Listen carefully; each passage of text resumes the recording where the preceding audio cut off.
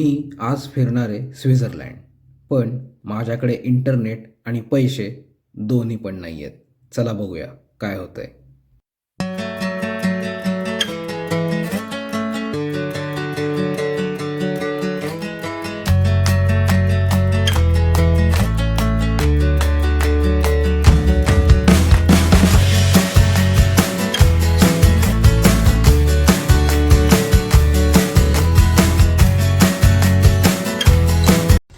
खूप दिवसांनी ब्लॉग करतोय. मी आत्ता स्वित्झर्लंडमध्ये आलो आहे. स्वित्झर्लंडमधल्या बाझल या शहरामध्ये मी फिरतोय. चला तुम्हाला पण फिरवतो बाझल.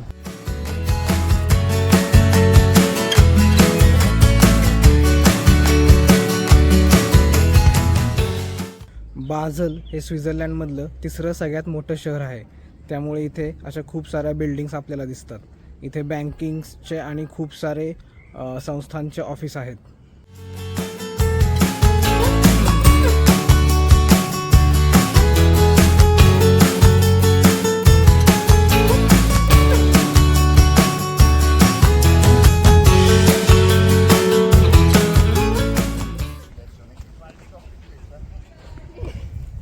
इथे मला टेनिसचं कोर्ट दिसलंय आणि जे कोणी टेनिस फॉलो करतात त्यांना रॉजर फेडरर हा माहीतच असेल.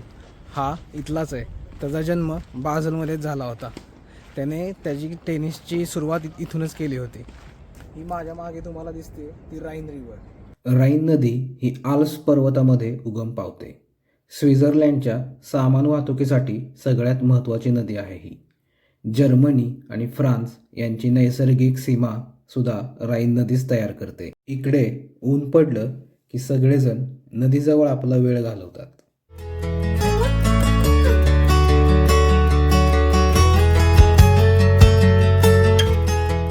बाझल हे त्याच्या आर्किटेक्चरसाठी पण ओळखलं जातं. माझ्या मागे जी बिल्डिंग तुम्हाला दिसते ती त्याचंच एक उदाहरण आहे. अशा खूप साऱ्या युनिक बिल्डिंग्स तुम्हाला इथे दिसतील.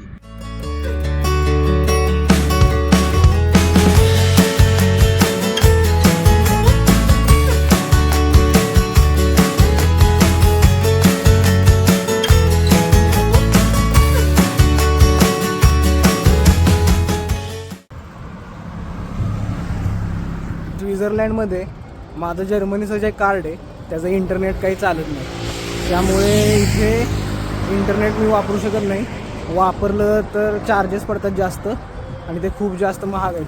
त्यामुळे मी इकडे इंटरनेट वापरत नाही आहे. मागच्या वेळी मी आलो होतो तेव्हा नेट नव्हतं चालू आणि ऑफलाईन मॅप डाउनलोड केला होता, पण त्यात पण सगळं दिसत नव्हतं नीट.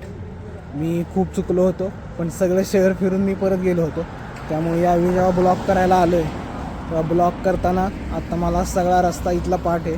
त्यामुळे मी आता कुठेही जाऊ शकतो. ते सगळं तुम्हाला दाखवतो.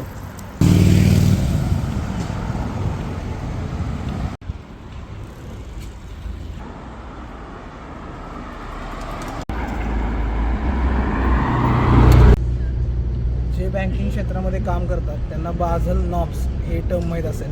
हे प्रत्येक बँकेला या ज्या गाईडलाईन्स आहेत त्या फॉलो करायला लागतात. या बाझलमध्ये खूप साऱ्या बँक्स आहेत इंटरनॅशनल, आणि इथलीच एक कमिटी बाझल कमिटी होती. त्यांनी ते बाझल नॉर्म्स केले होते. माझ्या मागे जी बिल्डिंग दिसते ती पण एका इंटरनॅशनल बँकेचे ज्याचा हेडक्वार्टर बाझलमध्ये आहे.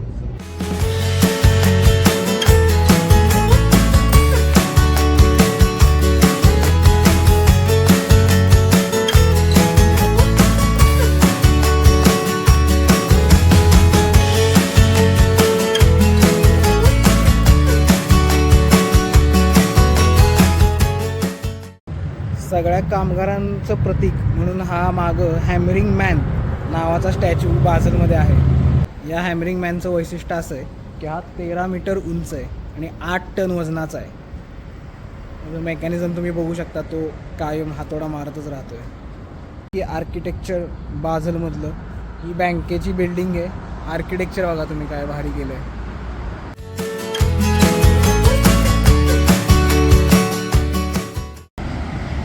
ही इथली ट्रॅम आहे, कसली भारी आहे. मी जर्मनीमधली पण ट्रॅम बघितली आहे, पण स्वित्झर्लंड खास आहे.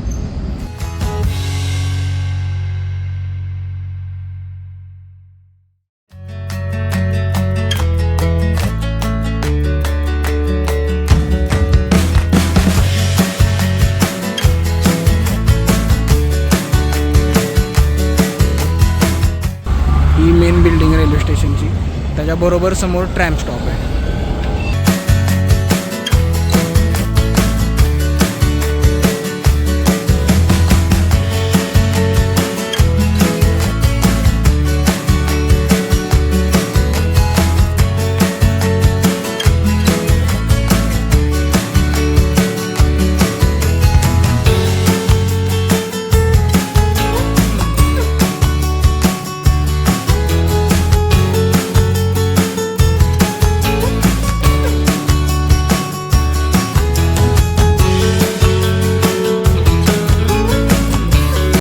किती शांतता आहे, म्हणजे असं वाटतच नाही आहे की मी स्वित्झर्लंडमधल्या एका मोठ्या प्रमुख शहरात आहे. आज जरा रविवार आहे, त्यामुळे खूप सारे लोक आपापलं काम करत असतात घरी. जास्त कोणी बाहेर पडत नाही, सगळे दुकानं वगैरे बंद आहेत. तरी पण फार शांतता आहे. असं हे शहर आहे फार मोठं असं वाटतच नाही आहे. मी एका सिटीत उभा आहे असं वाटतच नाही आहे.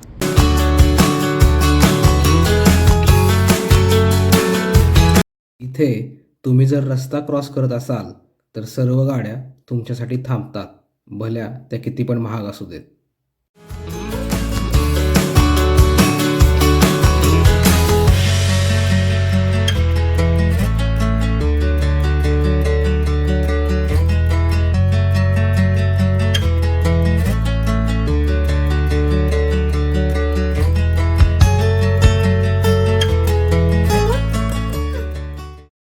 हे आहे बाझलचं म्युन्स्टर.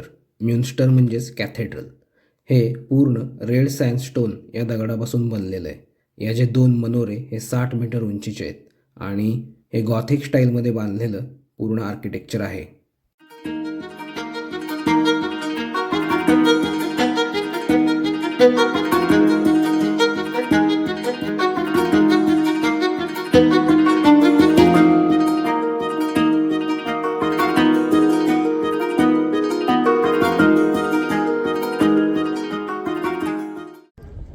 हे आहे बाझलमधलं कॅथेड्रल. खूप मोठं आहे हे. फ्रायबर्गमधलं आपण जे बघितलं होतं त्याची हाईट खूप जास्त आहे. हे तेवढं मोठं नाही आहे, पण याचा एरिया खूप मोठा आहे. आणि मी तुम्हाला जसं फ्रायबर्गमध्ये दाखवलं होतं की कॅथेड्रलच्या आजूबाजूला खूप मोकळी जागा असते. इथे मार्केट भरतं. ख्रिसमस मार्केट इथं भरत असेल असं मला वाटतंय.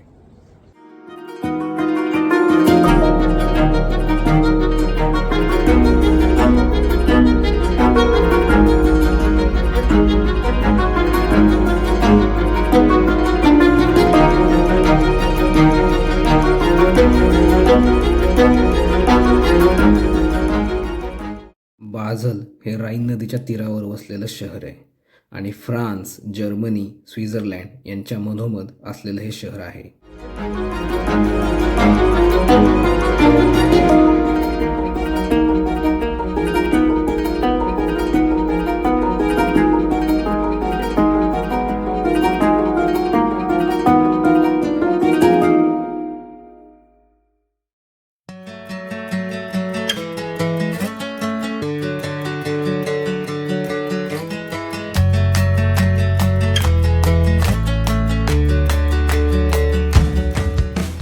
हा आहे बॅसिलिक. कारंज्यांचं रक्षण करणारा हा एक काल्पनिक पक्षी खूप ठिकाणी बॅसलमध्ये तुम्हाला दिसतो. मी आत्ता फिरतोय ते इथलं मार्केट आहे. रविवार असल्यामुळं सगळी दुकानं बंद आहेत. मी आत्ता राथ हाऊस जे लाल रंगाचं आहे त्या दिशेने चाललो आहे.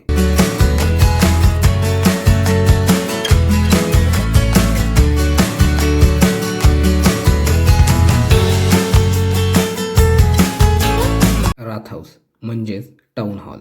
500 वर्षाहून अधिक जुनी इमारत आहे ही. गडद लाल रंगाची भिंत आणि त्याच्यावर केलेली सुंदर चित्र हे याचं वैशिष्ट्य आहे. इथून बाहेर पडल्यावर एक सुंदर इमारत मला दिसली. त्यामध्ये होतं मॅगडी. पण माझ्याकडं पैसे नाही आहेत. पैसे का नाही आहेत तर स्वित्झर्लंडची करन्सी ही युरोपेक्षा वेगळी आहे. त्याला स्विस फ्रँक असं म्हणलं जातं आणि ती माझ्याकडे नाही आहे.